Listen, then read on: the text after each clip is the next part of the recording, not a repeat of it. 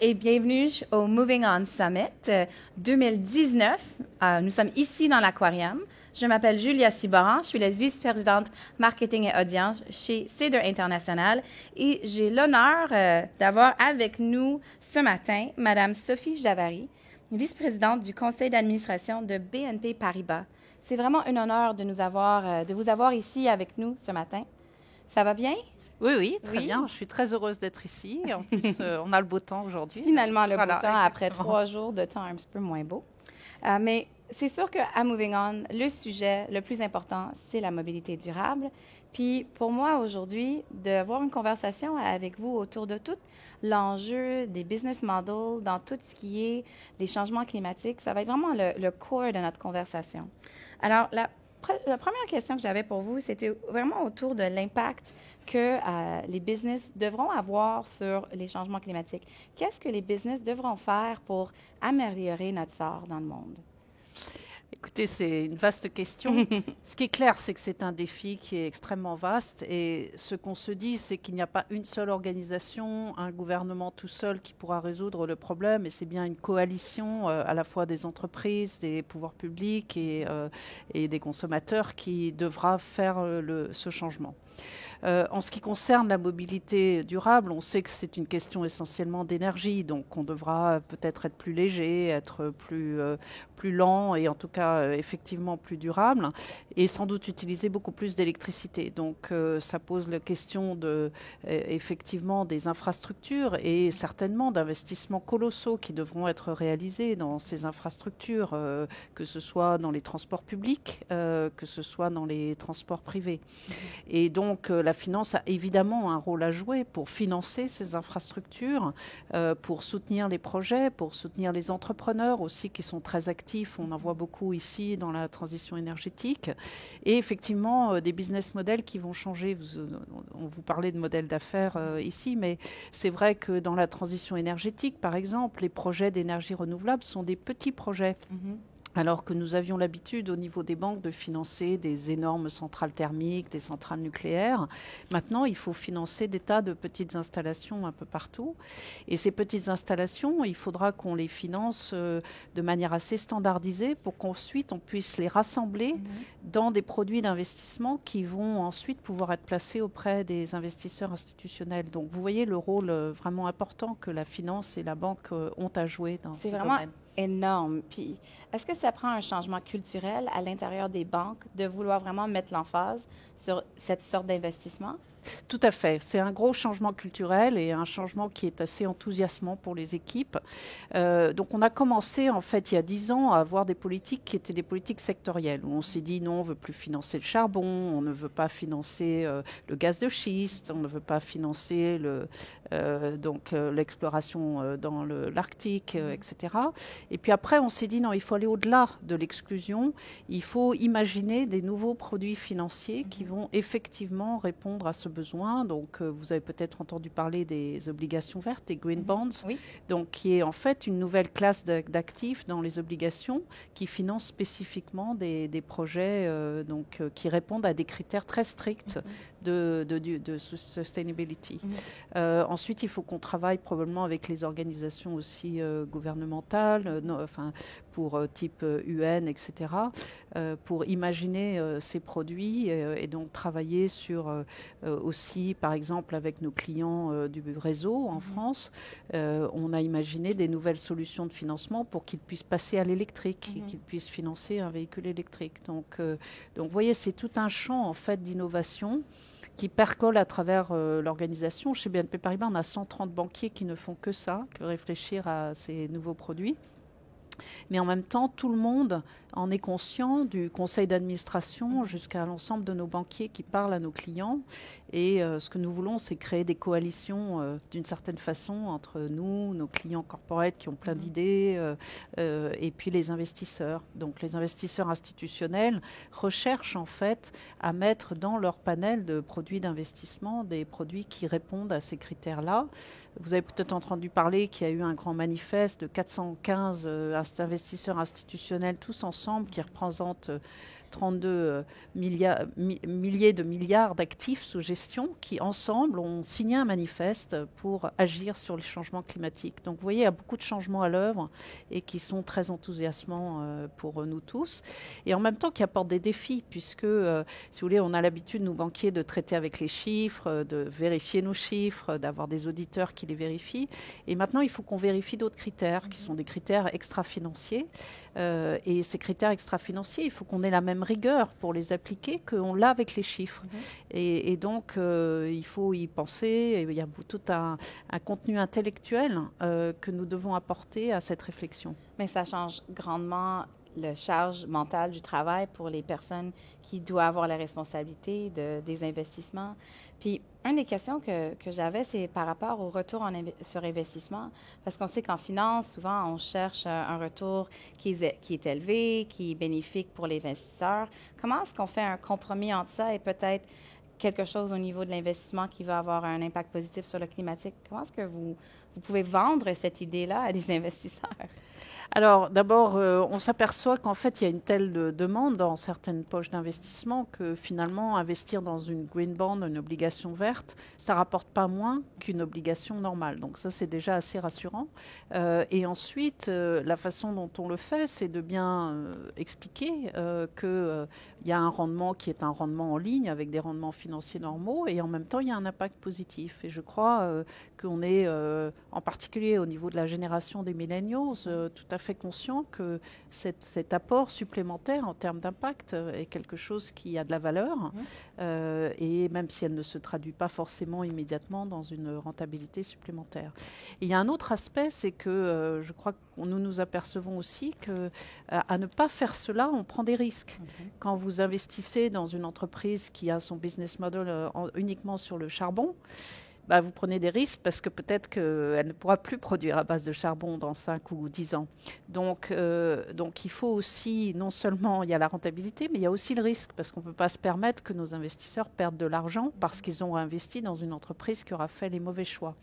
Donc les banquiers sont aussi là pour mesurer les risques, établir des scénarios de ce qui peut se passer. Vous prenez un exemple, le secteur de l'immobilier. Vous avez, avec le changement climatique, ce qu'on appelle des événements climatiques majeurs, des tempêtes, des tornades qu'on n'avait pas l'habitude d'avoir.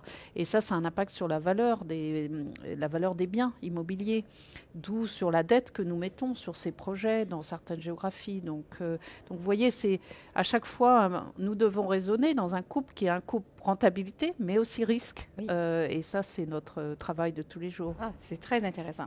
Vous avez mentionné les milléniaux, puis on sait que les plus jeunes générations ont des habitudes de consommation très différentes, des habitudes d'investissement très différentes. Ici, en Amérique du Nord, on sait que les milléniaux achètent moins d'automobiles, regardent d'autres options de mobilité, sont moins portés à acheter des maisons, cherchent l'électricité ou l'énergie alternative. Est-ce que vous trouvez que c'est cette génération qui force un changement aussi à toute notre façon de penser à l'industrie du business? Oui, non, mais c'est évidemment clair. Cette génération, qui sont les talents que nous intégrons dans les entreprises, mais aussi nos consommateurs. Et je prends l'exemple, moi j'ai 3 enfants qui ont tous le permis de conduire, mais pour eux ce serait surréaliste d'acheter une voiture, alors que moi je rêvais d'acheter une voiture à 19 ans. Donc je crois que le concept de propriété devient différent et c'est plus un concept d'usage. Et du coup, mais il faut bien que quelqu'un porte ces investissements. Donc le financement, lorsqu'on faisait des prêts individuels pour acheter une voiture, maintenant il va falloir peut-être faire des prêts sur des flottes automobiles avec d'autres formes de détention. Et puis peut-être que l'usage, c'est pas seulement pouvoir utiliser une voiture, mais en même temps d'avoir un bout d'assurance pendant la période où vous utilisez la voiture, d'avoir aussi l'abonnement du parking qui va avec. Donc, en fait, il y a toute une forme de service qu'on peut intégrer, d'où l'utilité d'ailleurs dans un groupe comme le nôtre, d'avoir en fait une multitude de métiers, d'avoir aussi le métier de l'assurance, d'avoir le métier de financement de flotte automobile. Et donc, on doit réfléchir tous ensemble avec différents partenaires sur ces sujets. Mais je pense que le changement de génération, vous avez raison, c'est un facteur majeur. Très intéressant. Je vais changer un petit peu le track de questions. En tant que leader femme d'une grande entreprise, J'ai quand même des questions par rapport à ça pour vous. En Amérique du Nord, on parle beaucoup de rallier les femmes en leadership pour vraiment créer une genre de relève de jeunes femmes qui vont rentrer dans des grandes entreprises. Est-ce que vous avez des organisations similaires en France ou est-ce que vous faites partie un petit peu d'une vague de femmes qui veut faire grandir la jeune génération? Oui, évidemment, c'est un sujet qui me concerne beaucoup, le sujet de la mixité, parce que en fait, on a fait bien sûr d'énormes progrès par rapport au moment où moi je suis rentrée dans la banque, mais ces progrès ne sont pas suffisants. Donc ils ne sont pas suffisants parce que vous constatez les quotas dans les COMEX de grands groupes, ils ne sont pas à la parité. On a été obligé de passer par des systèmes de quotas forcés dans les conseils d'administration en France, par exemple, pour en fait changer la donne. Et donc c'est un travail vraiment constant parce que si on ne fait rien, en fait, la tendance est à la stagnation. Donc, je crois qu'il y a beaucoup à faire pour pousser les jeunes femmes à prendre du leadership, à leur démontrer que le leadership, ça s'acquiert, à avoir un certain nombre de rôles modèles, de montrer aussi, parce que je crois que les femmes sont toujours concernées par cet équilibre entre une vie familiale qu'elles souhaitent avoir et une vie professionnelle, que cet équilibre est possible. Et donc, il y a beaucoup à faire. Donc, moi, je m'engage beaucoup personnellement. Je vais beaucoup parler dans les grandes écoles, dans les universités, faire des conférences parce que je pense qu'il y a beaucoup à faire. Je vous rassure, ce n'est pas un sujet uniquement en Amérique du Nord, c'est aussi en Europe, dans tous les pays d'Europe. Et si vous voulez, il y a des biais culturels, et donc à l'intérieur de BNP Paribas, il y a un réseau effectivement au féminin. Et je crois qu'il faut se convaincre aussi que ce n'est pas seulement un sujet des femmes, mais qu'il faut embarquer les hommes dans cette réflexion de manière à ce qu'on arrive à un véritable équilibre qui, in fine, est bénéfique à la performance des entreprises. Et à être inclusif effectivement pour ce sujet. Mais effectivement, je suis très engagée sur le sujet et donc et la finance, je pense, est aussi un milieu dans lequel il y a à la fois beaucoup d'opportunités pour les femmes parce qu'elles peuvent très bien y réussir et en même temps qui n'a pas encore arrivé au niveau de parité qui serait celui qui serait normal. Vous avez mentionné l'enjeu de quotas dans les COMEX. Est-ce que c'est quelque chose que vous croyez devrait être appliqué partout à travers le monde pour essayer de monter un petit peu cette parité-là? Écoutez, l'expérience qui a commencé dans les pays scandinaves et qui a ensuite continué en France, l'expérience, elle est positive parce que ça a forcé le sujet et on s'est aperçu que dans les conseils d'administration, le fait d'avoir maintenant 40% d'un sexe, d'ailleurs c'est 40% d'hommes ou 40% de femmes en France, ça a fait en fait évoluer le sujet. Donc je pense que c'est un passage nécessaire si on n'y arrive pas. Donc je pense qu'il faut essayer par tous les moyens autres, mais si on s'aperçoit que ça n'avance pas assez vite, cette étape est certainement utile et nécessaire. Et en tout cas, l'expérience en France de la loi Copé-Zimmermann est une expérience qui est positive. Puis vous avez mentionné que vous êtes une mère, vous avez des enfants. Pour vous, dans votre carrière, comment est-ce que vous avez vécu cette réconciliation vie-famille, travail? Est-ce que c'était quelque chose qui était difficile? Bon, d'abord, je pense que ça dépend des âges des enfants. Quand il y a deux tout petits enfants qui sont malades tout le temps, bon, c'est plus compliqué. Donc, la façon dont je l'ai vécu, d'abord, c'est d'essayer effectivement d'avoir cet équilibre. Et ensuite, je pense qu'il faut se faire des choix soi-même de ce qui est vraiment important. Est-ce que c'est important que je dîne avec mes enfants? Est-ce que c'est important que je les amène à l'école? Donc, et là, une fois que vous avez ancré ces importances, je pense que les enfants comprennent très bien que le reste du temps, vous êtes très occupés. Et la récompense, je pense, elle vient, les enfants, adolescents, ils sont en général assez fiers que leur mère ait un rôle important, ait un travail. Donc, en France, on a réussi cet équilibre. 75% des mères de 3 enfants travaillent en France. Donc, vous voyez, on a quand même réussi. Donc, je pense que les enfants sont habitués maintenant. Et quand je les vois maintenant, ayant réussi leurs études, etc., je me dis que c'est quelque chose qui est tout à fait possible et ils sont épanouis et en bonne forme. Donc, je suis tout à fait rassurée, même s'il y a eu des moments où c'était moins facile que d'autres. C'est rassurant, je pense, pour plusieurs femmes qui vont écouter cette vidéo. Merci beaucoup, Madame Javary, pour votre temps, pour vos mots inspirants et pour votre vision sur l'avenir. Merci. Merci, c'était un plaisir d'être avec vous. Merci beaucoup.